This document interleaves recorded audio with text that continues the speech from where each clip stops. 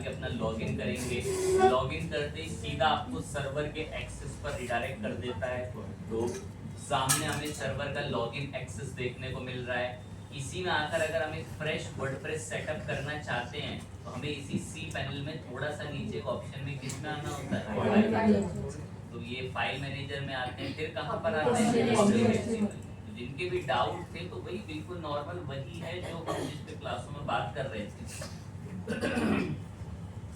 इस पे आने के बाद फिर आपको एक प्रोजेक्ट बनाना है, जो प्रोजेक्ट बना लें। जैसे मैं एक नया प्रोजेक्ट बनाना चाहता हूँ तो नया क्या बनाएंगे, फोल्डर का नाम मैंने यहाँ से आकर सपोज केक नाम से फोल्डर का नाम रखा और क्रिएट करा। केक है हमारे फोल्डर का नाम, प्रोजेक्ट का नाम। अब इसी पर हमने क्लिक करा तो यहाँ तो खाली पड़ा है, क्या करना पड़ता है, अपलोड में आके वर्डप्रेस की जो फाइल होती है वो जिप फाइल अपलोड करानी पड़ती है। Zip file, compressed file. ये नहीं कि वर्डप्रेस का जहाँ फोल्डर है उसमें से एक एक फाइल हो, वो एक एक फाइल अपलोड करवाएगा, ऐसे दिक्कत आएगी आपको। तो आप डायरेक्ट आएंगे एक बारी में वर्डप्रेस की जिप फाइल को ओपन करके अपलोड कर देंगे, तो एक फर्स्ट क्लास जो है अपना अपलोड हो जाएगा। तो अब जिन बच्चों ने ना इसको लास्ट टाइम देखा होगा तो बोलेंगे सर कितनी स्लो क्यों हो रही थी, कितनी टाइम लग रहा था। उस समय हो सकता है सर्वर में कोई दिक्कत हो, थोड़ा कोई इशू हो सकता है, लेकिन आप देखें सेकंड भी नहीं लगते उसको फाइल पेस्ट करने के अंदर। ठीक है, आगे आए, गो बैक करा। अब हमारा एक फोल्डर था जो कि मैंने केक नाम से बनाया था, पब्लिक HTML में केक नाम का फोल्डर। इसमें वर्डप्रेस का सेटअप आ गया, जिप फाइल सेटअप आ गया। अब ये तो पैक होकर आया है तो इसको क्या करवा लेंगे, तो एक्सट्रैक्ट पे क्लिक करा, यहीं एक्सट्रैक्ट फाइल बोल दिया, ये यहीं का यहीं एक्सट्रैक्ट हो गया। मैंने इसे क्लोज कर दिया।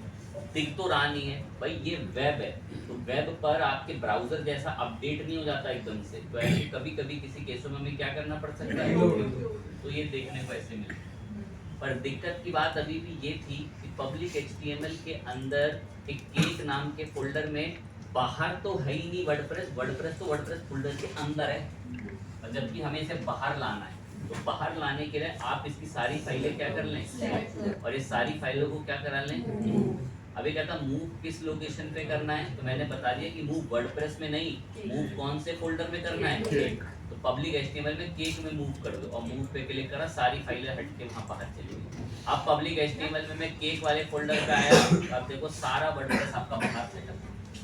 तो इस तरीके से तो वर्डप्रेस की फाइल ऐसे इसमें सेटअप कर लेते हैं, फोल्डर एक प्रोजेक्ट बनाना।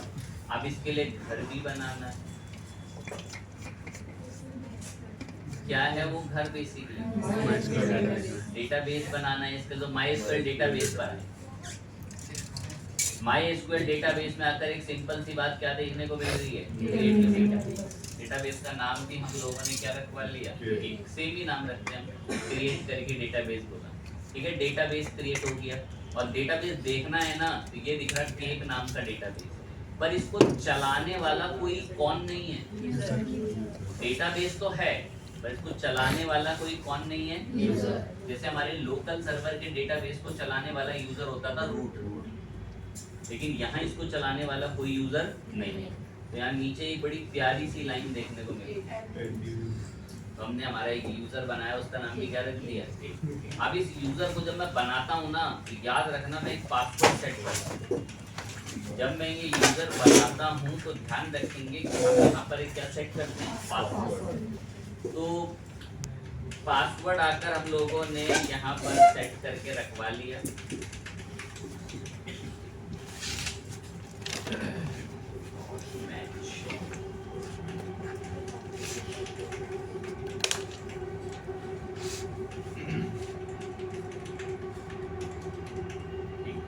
पासवर्ड हम लोगों ने दोनों के लिए रखवा लिया, अगेन भी टाइप करके यूजर का नाम बता दिया और यूजर में ऐसे क्या करा लिया, क्रिएट करते हमारा यूजर भी क्रिएट हो गया यहाँ पर। तो दो चीजें हमारी जो रिक्वायरमेंट थी डेटाबेस में हो गई, एक तो डेटाबेस बना लिया और एक उसके लिए क्या भी बनवा लिया, ठीक है, डेटाबेस यूजर दोनों बन गए, पर ये दोनों आपस में कनेक्ट नहीं। तो इनके लिए साफ आपको एक ऑप्शन देखता बड़ा प्यारा सा, ऐड यूजर टू डेटाबेस। जो भी आपका यूजर है उसको किससे ऐड करवा लो, ताकि किस यूजर को कौन से डेटाबेस को चलाने की परमिशन हो यहाँ से बता दो। तो मैंने बोला मेरा यूजर है केक नाम से और डेटाबेस भी किस नाम से, और इनको यहाँ से क्या करा दिया, ऐड। कह रहा आप क्या इस यूजर को केक डेटाबेस की सारी प्रिविलेजेस परमिशन दिलवा देना चाहते हो, मैं हाँ, एंड देन मेक चेंजेस। तुरंत उसको सारी परमिशन हमने दिलवा दी, एवरीथिंग सब कुछ रेडी है, बस आपको नाम लिखने की देरी है। और यहाँ पर आपके प्रोजेक्ट का नाम क्या नाम रखवा रखा है, सब कुछ अगर इंस्टॉलेशन के फोल्डर वोल्डर सब आपने ओके रखे हैं, फर्स्ट क्लास रेडी है, बस नेक्स्ट नेक्स्ट करके अब इंस्टॉल करते हैं। जिनके पास भी ये सर्वर्स हैं उनको अगर दिक्कत आ रही है तो भाई यही तरीका है, कुछ भी अलग नहीं है, सब कुछ एग्जाम्प जैसा ही है, बस कुछ स्टेप्स बदल गए हैं उसके अंदर थोड़े से। तो देन हमने ऐड थीम, ठीक है, थीम मंगाई,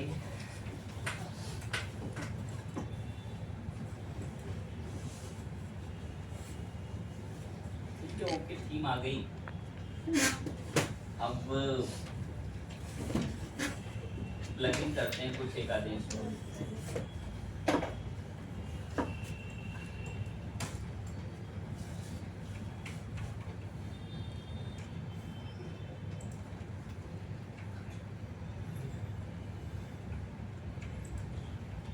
कॉमर्स सबसे पहले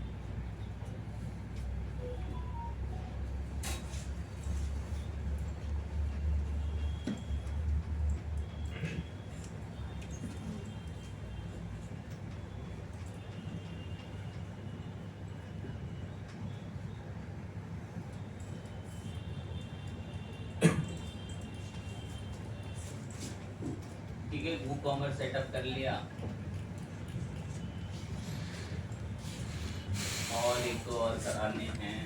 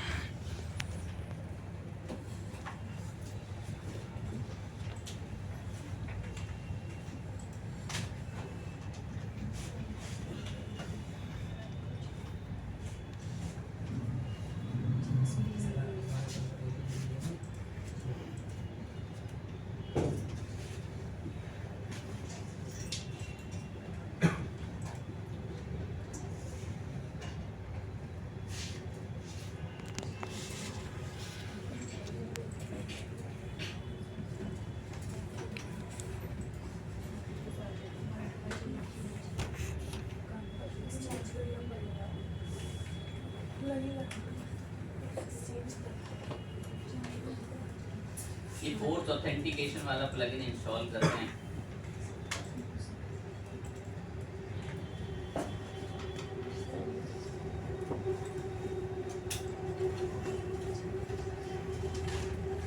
और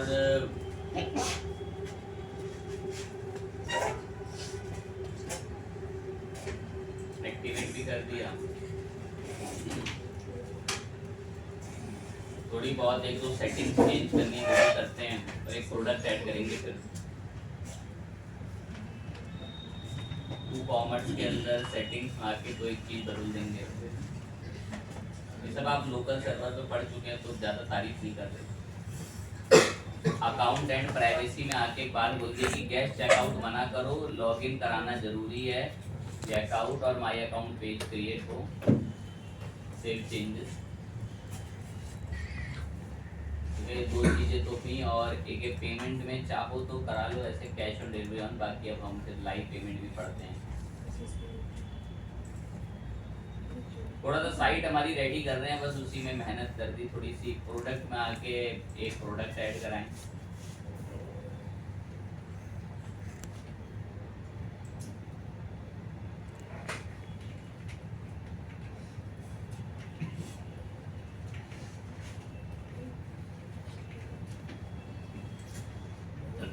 थोड़ी सी इसके लिए तारीफ लानी है, रैंडम कुछ भी उठा लिया ऐसे,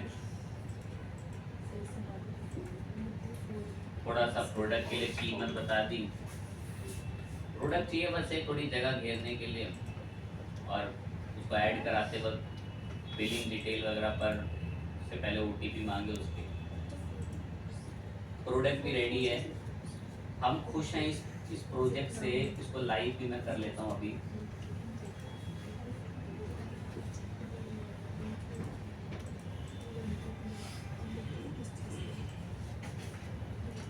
इसको मैं दूसरे यूजर पे अब चेक करूंगा।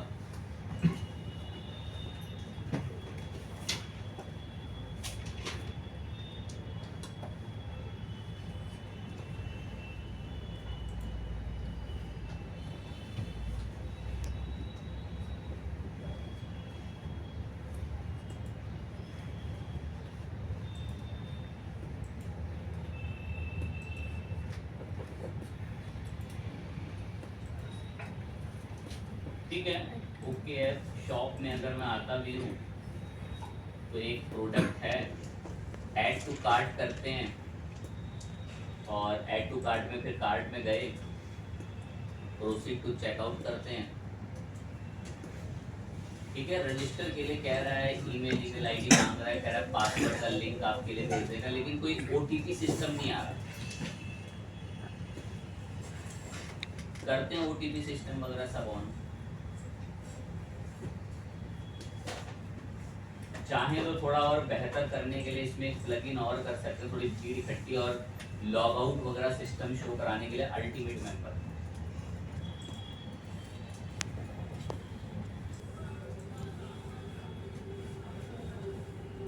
इसके लिए हमें एक वेबसाइट पर आना पड़ेगा। क्या नाम है साइट का? ठीक, मैं इसमें एक अकाउंट बनाऊंगा, क्योंकि मेरे ना मोस्टली नंबर इसमें यूज होंगे, तो मैं किसी एक स्टूडेंट के नंबर को मांगूंगा लॉगिन करने के लिए। अकाउंट बनाना है बस, फिर देखो कैसे होता है।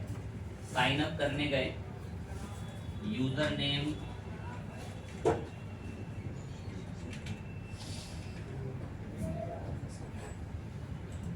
एक नाम रख दिया,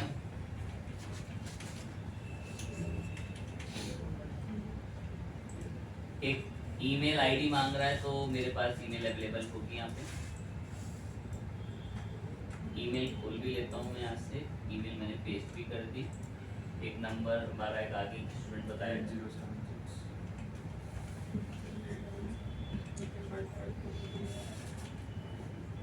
आना, अकाउंट बनाना, agree and create account. Account बनते ही एक ओटीपी वेरिफिकेशन कराएगा आपसे।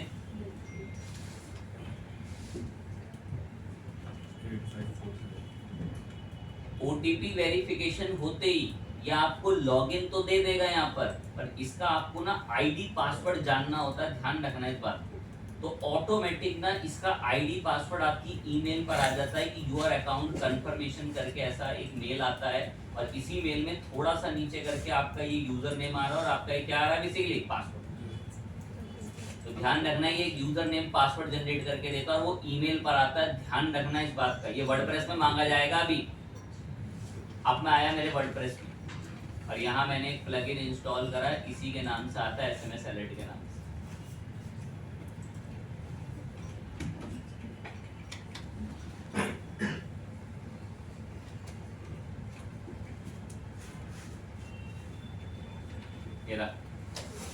इंस्टॉल नाउ, उसी कंपनी का प्लगइन है ये, SMS अलर्ट, जिस वेबसाइट पर आप अभी अकाउंट बनाकर आए हो। एक्टिवेट किया। अब ये SMS अलर्ट का क्या मांग रहा है और क्या मांग रहा है, पता आपको? कहाँ है वो, कहाँ है? गुड, बड़ा यूनिक तरीके से वो ईमेल पासवर्ड भेजता है आपके पास ईमेल पे। तो कुछ बच्चे परेशान हो जाते हैं कि कहाँ है ये ईमेल पासवर्ड। और यहाँ से वेरीफाई एंड कंटिन्यू कर लेना, बस आपको लॉगिन मिल जाएगा। पर एक चीज का ना थोड़ा सा ध्यान रखना, अभी मैं बात बताता हूँ आपको।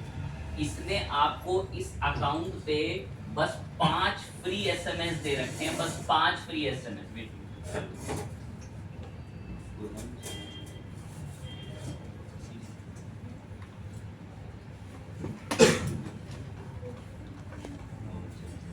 ना, क्या नाम है इसका, या आपको ना 5 SMS देती है सिर्फ अभी लॉगिन टाइम पे फ्री SMS। तो ध्यान रखना, कुछ सेटिंग्स होंगी उन पे ध्यान से ऑफ कर लेना, वरना एक क्लिक में ये 5 हो जाएंगे। आप सुने ध्यान से, ये ना वू कॉमर्स में आए, किस में आए, कह रहा है अगर आपका ऑर्डर पेंडिंग होगा, ऑर्डर प्रोसेसिंग में होगा, इन सब चीजों पे मैसेज ही मैसेज जाएगा। मैं भाई लुट जाएंगे ऐसे इन सब चीजों में मैसेज जाने लग गया तो हटाओ इन सब सेटिंग। पहले तो जो मेरे को पसंद होंगे मैं उन पे लगाऊंगा। अभी रिचार्ज दिखाऊंगा सर कितना महंगा रिचार्ज होता है। मैंने इसको बोला कि मैसेज कब कब जाना चाहिए, व्हेन ऑर्डर इज प्रोसेसिंग। मेरे को ध्यान नहीं आ रहा, पता नहीं ऐसा हाँ या नहीं, मुझे याद नहीं। मैंने आपको शायद इससे एक ऑर्डर करके दिखाओ कि ईमेल आती है ऑर्डर करने को, दिखा रखा है ठीक। अब तो मैंने इसको ये देखो, जैसे ही कोई हमारा ऑर्डर आएगा तो ऑर्डर का ना स्टेटस होता है प्रोसेसिंग। क्या होता है याद होगा, से कंप्लीटेड लिखने का भी ऑप्शन आता है वहाँ पे, जो कंप्लीट हो गया। तो अगर हमारा ऑर्डर प्रोसेसिंग में होगा तो मैसेज जाएगा कि थैंक यू, आपका ऑर्डर प्लेस हो गया है, ये आईडी और ये नेम है। मैं एक तो हमारे ऑर्डर प्रोसेसिंग का मैसेज जाए, आप ऑर्डर होल्ड है उसका मैसेज चाहते हो, करो टिक करो। ऑर्डर कंप्लीट हो गया, करो टिक करो, मैसेज भेजो। फेल्ड हो गया, ड्राफ्ट में है, कोई रिफंड हो गया, टिक करो, मैसेज जाएगा। मैंने बोला जब मेरा ऑर्डर प्रोसेसिंग होगा तभी मैसेज जाएगा, ठीक है। और इसको यहाँ से क्या करा लिया, मैं एक तो बस एक इस चीज पे मैसेज है, ऑर्डर प्रोसेसिंग वाला, ये हमारा थोड़ा मेन। और आए एक तो लगाना टिक आप जी करके। एडमिन में आए, व्हेन ऑर्डर पेमेंट पेंडिंग, ये एडमिन को जाते हैं जो मालिक होगा एक तरीके से।